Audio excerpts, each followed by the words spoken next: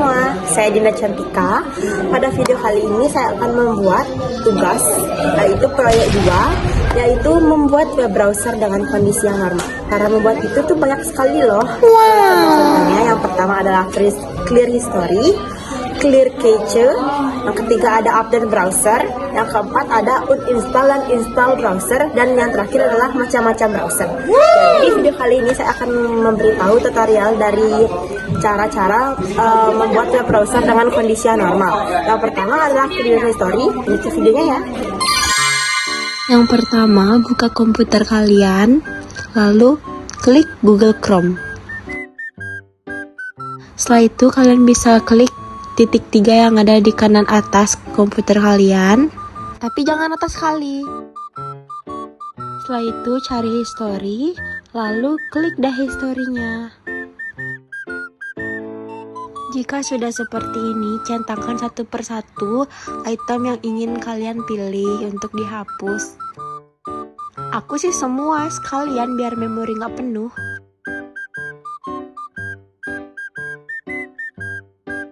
Setelah itu hapus deh. Nah teman-teman, gampang kan cara clear history di komputer? Selanjutnya adalah clear cache. Lanjut ya. Masih seperti tadi, buka komputer kalian, lalu buka Google Chrome.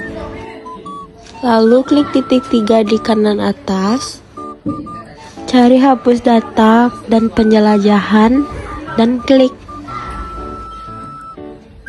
Jika sudah ada seperti ini, di atas ada rentang waktu. Di sini kita bisa memilih data yang kapan kita bisa hapus. Misalnya 24 jam terakhir, hari ini, dan semuanya bisa kita hapus. Kalau aku semua, supaya cepat. Klik hapus data deh. Nah, menurut kalian gampangan clear history atau clear cache nih? Kalau menurut aku kan sama sih, sama-sama gampang. Selanjutnya ada cara update browser. Ini juga nggak kalah gampang loh, ikutin terus ya. Masih seperti tadi, langkah pertama buka komputer kalian, lalu klik Google Chrome.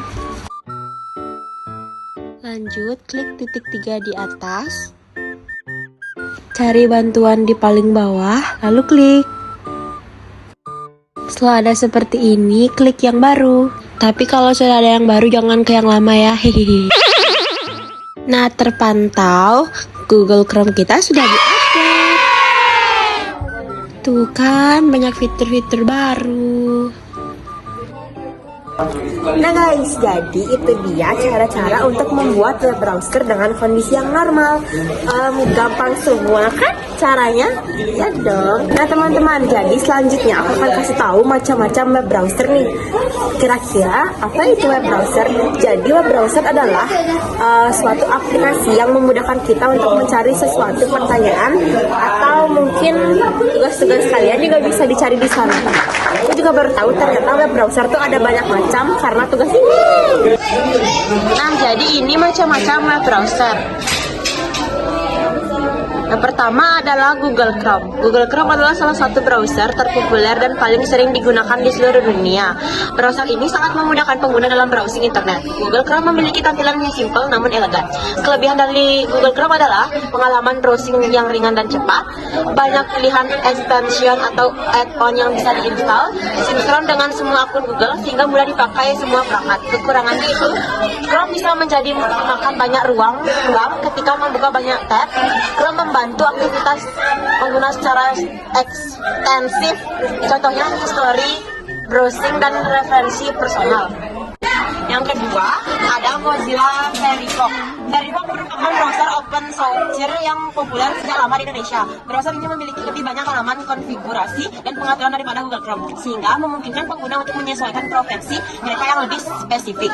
Kelebihan dari ini adalah, yang pertama, dikembangkan dengan tujuan privasi dan keamanan pengguna. Yang kedua, adanya fitur Shiny yang memudahkan pengalaman browsing di banyak perangkat. Yang ketiga, Firefox mendukung add-on keamanan dalam jumlah yang banyak. Kekurangannya yaitu, yang pertama, kadang-kadang Firefox terlalu banyak mengonsumsi RAM. Yang kedua, pengalaman browsing tidak selincah Chrome.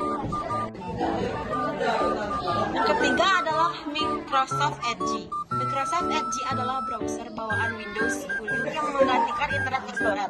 Ini adalah browser web Windows tercepat dan paling andal karena banyak fitur khusus Windows yang diintegrasikan seperti contohnya pengalaman tampilan bersih dan modern. Kelebihan ini adalah yang pertama, sangat cepat ada koneksi internet yang bagus. Yang kedua, dapat membuat tanda untuk halaman atau halaman web akan tersimpan dalam format PDF. Yang ketiga adalah dari integrasi dengan layanan penyimpanan cloud Microsoft. Kekurangannya yaitu yang pertama, tidak ramah terhadap banyak lingkungan pengembang web. Yang kedua, tidak memiliki banyak pengaya atau fitur add-on dan rival browser like Chrome and Firefox. Jadi yang keempat adalah Safari. Safari adalah browser yang dikembangkan oleh Apple dan merupakan browser bawaan sistem operasi macOS. Safari dirancang untuk menawarkan kecepatan, kinerja yang lebih cepat, dan pengamatan terbaik bagi pengguna dari perangkat Mac. Kelebihannya itu, Safari terkenal untuk memproses video streaming dengan performa yang sangat baik. Yang kedua, saat browsing, Safari benar beberapa kali lebih cepat daripada Google Chrome. Yang ketiga, Safari mendukung browser untuk mengakses beberapa situs web yang belum dapat diakses browser lain. Kekurangannya yaitu, yang pertama, secara signifikan kurang dalam hal pengaya atau ekstensi dibandingkan browser lain. Yang kedua, Safari tidak bekerja pada sistem operasi selain MacOS. Yang kelima adalah Opera. Opera adalah browser yang terkenal untuk berbagai fiturnya. Opera memungkinkan pengguna untuk menelusuri web lebih cepat dengan kompresi data, mengunduh halaman web lebih cepat, dan menangani beban lebih berat. Kelebihan dari Opera adalah yang pertama, mampu menghemat banyak data fitur Opera tunggu. Yang kedua, Opera VPN memungkinkan pengguna untuk menjelajah web anonim dan mengakses situs terblokir. Yang ketiga, mudah dioperasikan dan terlihat baik di sistem pengoperasian komputer dan mobile. Kekurangannya ini adalah yang pertama, tidak mendukung berbagai sebagian besar ekstensi populer. Yang kedua, Opera membantu aktivitas pengguna seperti Google Chrome, di mana informasi pengguna dicatat. Yang keenam ada Vivaldi. Vivaldi adalah browser web yang relatif baru tetapi populer terutama di kalangan programmer dan developer. Browser ini memungkinkan pengguna untuk mengakses internet dan lain hal otomatis. Kelebihan dari Vivaldi adalah yang pertama, dapat memberikan banyak tekstil browsing secara cepat. Yang kedua, Vivaldi banyak mewarisi fitur dari Opera. Yang ketiga, mendapat penggunaan Instagram, Pinterest, dan Facebook yang diintegrasi dengan baik di browser. Kekurangan dari Vivaldi adalah yang pertama, percaya cukup besar. Yang kedua, tidak terlalu populer sehingga tidak mendukung banyak plugin populer. Yang ketujuh adalah Tor browser. Tor browser dilengkapi dengan beberapa proxy anonim sehingga memungkinkan pengguna untuk anonim pada saat browsing internet. Browser ini terutama digunakan oleh beberapa pengguna yang ingin berada di internet secara anonim. Kelebihan dari Tor browser adalah yang pertama, menawarkan keamanan dalam browsing internet. Yang kedua, menyediakan anonim dasar pada saat browsing internet. Yang ketiga, mendukung privasi dan keamanan internet. Kekurangan dari Tor browser adalah yang pertama, banyak situs web, terutama yang memerlukan informasi dari pengguna tidak dapat diakses di Tor browser. Yang kedua, berjalan lambat karena banyak proxy yang aktif. Yang kedelapan adalah Yandex browser. Yandex browser adalah browser web Rusia yang cepat. Browser ini sangat cukup mengakses situs Rusia. Kelebihan dari Yandex browser adalah UI baru yang menarik bagi pengguna. Ada banyak layanan dan fitur yang terintegrasi, terutama pada situs Yandex yang bisa ditekan. Yang kedua, dapat memulihkan tes sebelumnya dengan dia. Kekurangan dari Yandex adalah yang pertama, terlalu banyak server yang menunggu. Yang kedua, kadang-kadang perlu super sesuai kebutuhan pengguna. Yang kesembilan adalah SeaMonkey. SeaMonkey adalah browser all-in-one yang menyediakan pengalaman web lengkap sehingga lebih dari sekedar browser. Yang mendukung komunikasi email pada internet. Kelebihannya adalah yang pertama, mendukung membangun dari installer dan data lain. Yang kedua, mendukung email dan user friendly. Ketiga, ada fitur yang gratis di dalam web browsing. Kekurangannya yaitu yang pertama, kurang modern dalam hal tampilan dan desain atau buka. Kedua, ada pengguna browsing lain seperti Chrome atau Firefox. Yang ke-10. Nah, lanjut yang ke-10, Maxton. Maxton adalah browser yang unik dengan berbagai fitur yang lengkap. Maxton memungkinkan pengguna untuk mengubah konfigurasi browser dengan mudah. Kelebihannya yang pertama adalah desain yang menarik dan antarmuka yang mudah digunakan. Yang kedua, Maxton Cloud ini memungkinkan untuk menyinkronkan profil pengguna dan evaluasi secara otomatis ke semua perangkat yang berbeda. Yang kedua, ketiga, manajemen kebutuhan yang mudah dan cepat. Kekurangannya itu adalah yang pertama, ada sedikit bug yang belum benar-benar diatasi. Yang kedua, beberapa fitur terlalu sering menabrak dan merubah konfigurasi bawaan browser pengguna. Teman-teman, jadi itu adalah 10 contoh browser yang sering kita gunakan. Kira-kira kalian pernah gunain yang mana aja? Jadi sebenarnya masih banyak lagi yang lainnya contoh-contoh browser. Cuma kalau misalnya aku sebutin sekarang, nanti kepanjangan. Cukup sekian video saya kali ini. Semoga apa yang saya beritahu tadi bisa berguna bagi teman-teman yang menonton. Jika saya ada kesalahan kata, jangan lupa di like-nya ya teman-teman. Bye-bye.